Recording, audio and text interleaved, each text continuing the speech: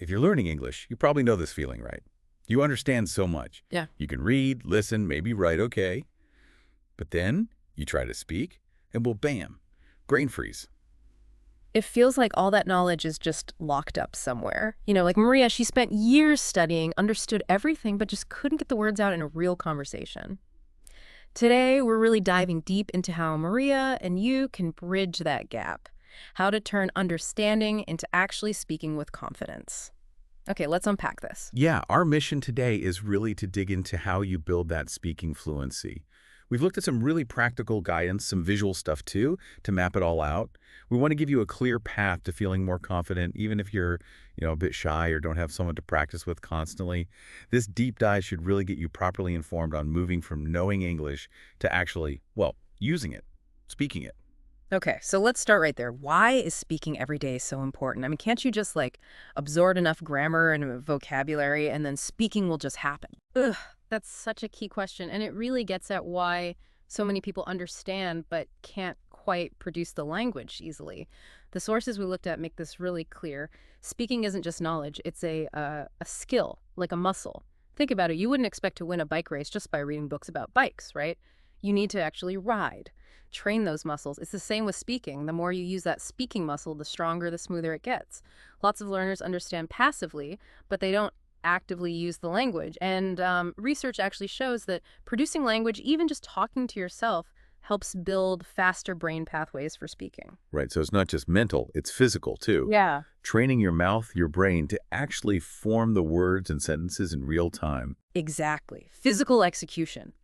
And practicing daily kicks off this really positive cycle. It makes you more fluent, obviously, but it also builds real confidence. It trains your mouth and brain to sync up in English. And maybe the biggest thing, it cuts down on that hesitation, that moment where you stop and search for words. So you're moving from just, theory in your head to actually doing the speaking exercises, which leads to real speaking ability. It's active practice. That totally makes sense. So, okay, for someone feeling like Maria, maybe a bit overwhelmed by speak daily, where's the starting point? Like the absolute smallest, easiest first step? Yeah, great question. The best way to start is super simple. Just speak basic real-life English out loud every day. The idea is moving from just thinking it silent practice to noticing your daily actions and then actually saying them out loud. It sounds almost too simple, but it works. Okay, can you give us a real example? What does that look like day to day? Sure.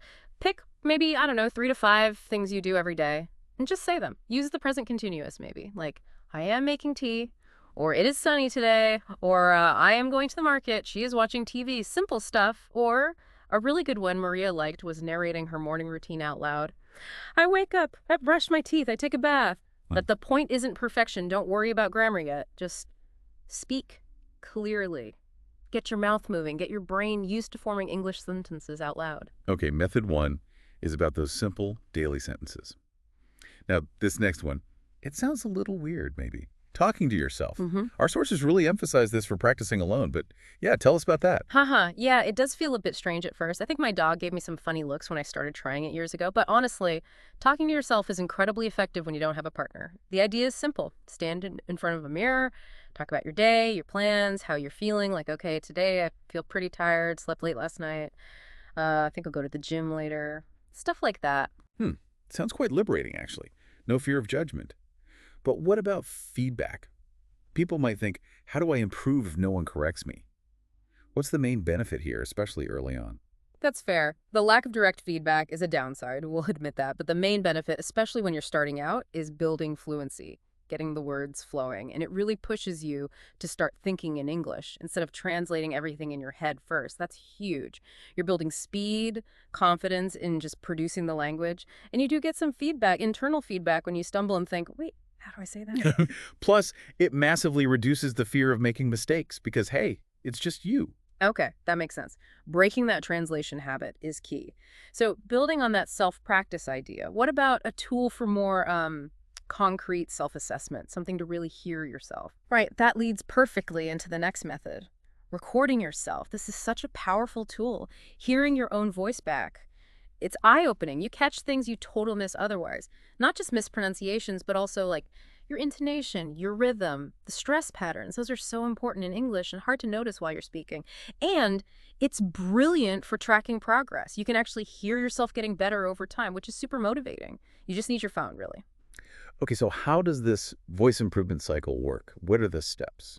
It's a pretty straightforward loop. First, record your voice. Doesn't have to be long, maybe 30 seconds, a minute max. Talk about anything your day, a picture, a quick story. Second, listen back. Just listen carefully. Third, identify issues. What could be better? A specific sound. Pausing. Speed. Fourth, implement changes. Try to consciously fix those things next time you speak or record. And fifth, track progress. Keep listening to recordings over time. The source material actually suggested comparing a recording from today with one from, say, 2 weeks later. You'll likely hear a real difference. That's a great practical cycle.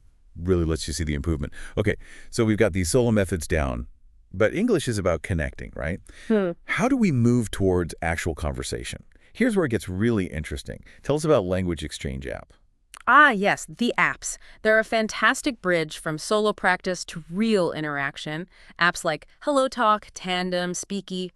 They connect you with native or fluent English speakers anywhere in the world. And the cool part is, often these people want to learn your language too. So it's an exchange, a proper swap. You help them, they help you. Okay, so how do you actually use them effectively, beyond just texting? Well, you set up a profile, find people who seem friendly. You can text, sure, but the real value is in the voice features. Send voice messages back and forth, or schedule short voice calls. Many apps have built-in correction tools too, right in the chat. The big benefits. You get real conversation practice, you learn all the informal, everyday slang and expressions, the stuff not in textbooks, and you get feedback, corrections, often in real time, but in a pretty relaxed way. It's great for tuning your ear and your speaking in a natural setting. That sounds incredibly useful for picking up natural language. Okay, next method. This one sounds really focused. Shadowing. What exactly is shadowing? Shadowing is basically high-level mimicry.